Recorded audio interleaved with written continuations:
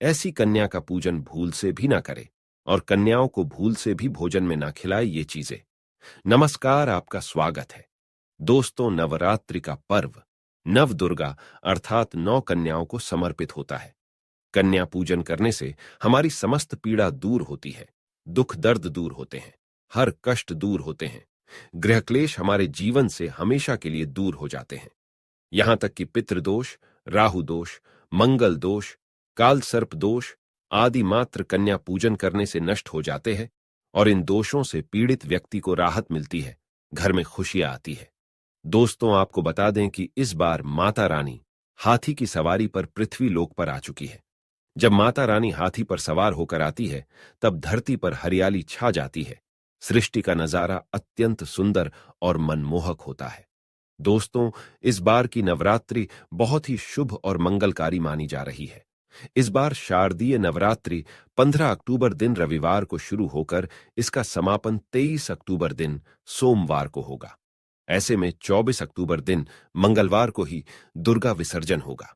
दोस्तों, नवरात्रि की अष्टमी और नवमी तिथि पर कन्या पूजन का विधान है। इस बार महाअष्टमी तिथि 22 अक्टूबर दिन रविवार को है और नवमी तिथि 23 अक्टूबर दिन सोमवार को है। ऐसे में आप अष्टमी और नवमी को इन दोनों तिथियों में कन्या पूजन अवश्य ही करें। कन्याओं को भोजन अवश्य खिलाएं। शास्त्रों में 9 दिनों के नवरात्रि को बहुत ही शुभ और मंगलकारी माना जाता है, पर वही 8 दिनों के नवरात्रि को अच्छा नहीं माना जाता। ऐसे में 10 दिनों की नवरात्रि को बहुत ही शुभ माना गया है। शास्त्रों के अनुसार नवरात्रि के दिनों में कन्या पूजन करने से मां अभय वरदान प्रदान करती है। नवरात्रि में माता रानी का व्रत और पूजन किया जाता है, लेकिन नवरात्रि के दौरान सबसे ज्यादा महत्व होता है कन्या पूजन का। दोस्तों, छोटी कन्या बहुत ही निष्पाप और नाजुक होती है। कन्या पूजन के दिन वह सबसे अधिक पवित्र और श्रेष्ठ होती है। उसके अंदर साक्षात मां जगदम्बा का वास होता है। समस्त देवियां उनके अंदर समाहित हो जाती है। ऐसे में इस दिन कन्याओं की पूजा करने का विशेष महत्व होता है।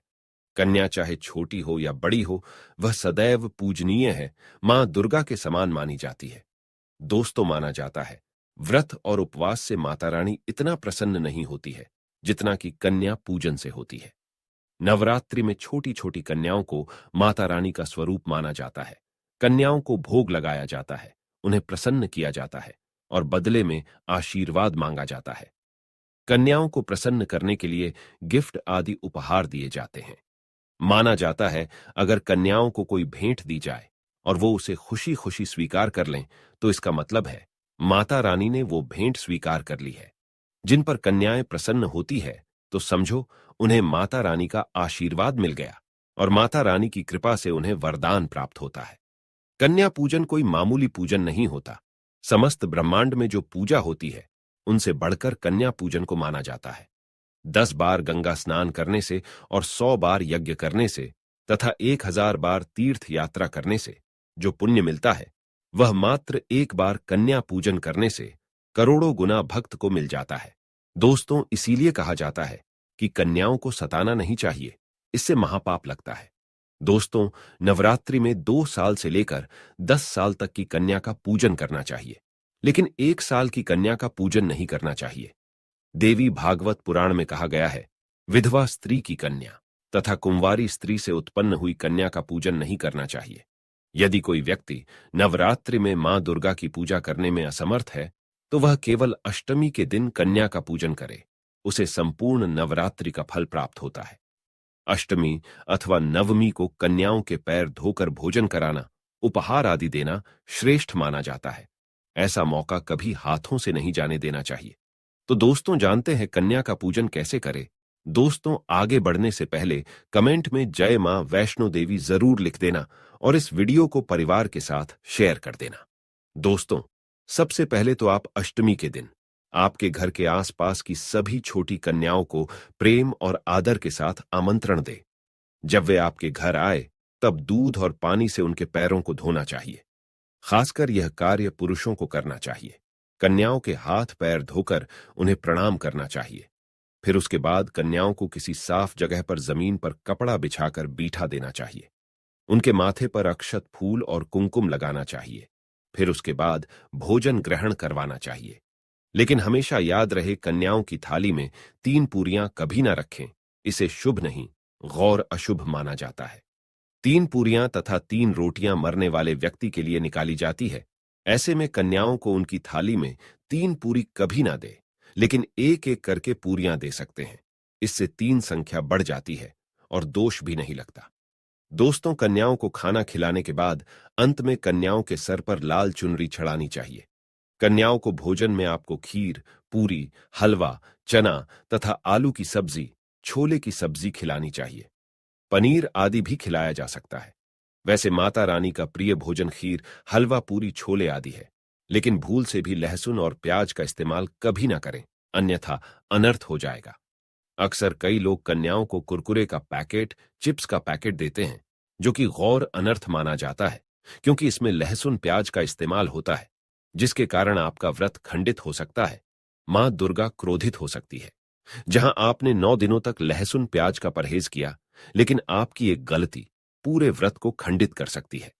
दोस्तों, कई लोग कन्या पूजन में खाना घर पर नहीं बनाते हैं और मार्केट से लाकर ही खिलाते हैं तथा दही जलेबी खिलाते हैं, जो कि शुभ नहीं माना जाता है। दोस्तों, ऐसा खाना वो लोग खिलाते हैं जिनके घर में मान लीजिए कोई दुर्घटना आदि हो गई है, या घर में कोई बीमार है, या कोई मुसीबत है, तब वो ऐसा करते हैं। लेकिन अगर आप स्वस्थ हैं, आपको कोई पीड़ा नहीं है, तो ऐसा भूलकर भी नहीं करना चाहिए। माता रानी दही जलेबी नहीं, आपके हाथों का बना भोजन खाना चाहती है, आपका प्यार चाहती है। फिर चाहे आप घर में एक ही पूरी क्यों ना बनाएं, आप स्वयं ही अपने हाथों से माता रानी को भोजन खिलाएं। हमेशा याद रखें, कन्याओं को प्लास्टिक के बने बर्तन में खाना नहीं खिलाना चाहिए। ऐसे बर्तन पूजा पाठ के लिए शुभ नहीं अशुभ होते हैं, क्योंकि प्लास्टिक के ज्यादातर बर्तन जो होते हैं जानवरों की हड्डियों द्वारा बनाए जाते हैं। इसीलिए ऐसा पाप मत करना। कन्याओं को हमेशा स्टील के बर्तन में या पत्तों से बने बर्तनों में ही भोजन कराना चाहिए। अगर पेड़ के पत्ते में भोजन कराते हैं तो माता अभय वरदान प्रदान करती है।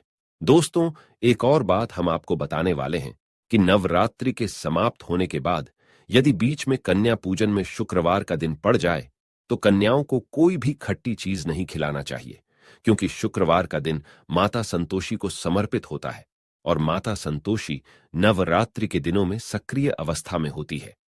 भोजन कराने के बाद कन्याओं की थाली में एक लौंग जरूर रखना चाहिए, क्योंकि लौंग देवी दुर्गा मां को बहुत प्रिय है। लौंग माता का प्रतीक होती है। लौंग में नवदुर्गा का वास होता है। इसीलिए कन्याओं की थाली में चुपचाप एक लौंग जरूर रख दें। आपका भाग्य चमक जाएगा। माता लक्ष्मी आपके जीवन में धन की कोई भी कमी नहीं होने देंगी। दोस्तों, आपको बता दें, कन्याओं को उपहार में क्या दें। कन्याओं को खुश करने के लिए उनकी थाली में दक्षिणा डालें, ताकि आपके घर में संपन्नता बनी रहे तथा धन की कोई भी कमी ना हो। कन्या जब आपके घर से खुशी खुशी धन लेकर जाती है, तो वह भी आपको खुशी खुशी कई गुना आपको धन प्रदान करती है। इस समय कंजूसी मत करना, उन्हें धन अवश्य देना। कोई सुंदर गिफ्ट भी दे सकते हैं। शास्त्रों में बताया जाता है कि कन्या जितना खुश होती है, माता रानी उतना ही धन आपको प्रदान करती है। ऐसे में आप कन्याओं को चॉकलेट बॉक्स दे सकते हैं तथा सुंदर कपड़े दे सकते हैं। याद रहे, काले कपड़े ना दे और स्टील के बर्तन भी गिफ्ट के तौर पर दे सकते हैं। याद रहे कि कन्याओं को लोहे का कोई भी सामान नहीं देना चाहिए, नहीं तो राहु केतु का प्रभाव आपके जीवन में प्रवेश कर जाएगा।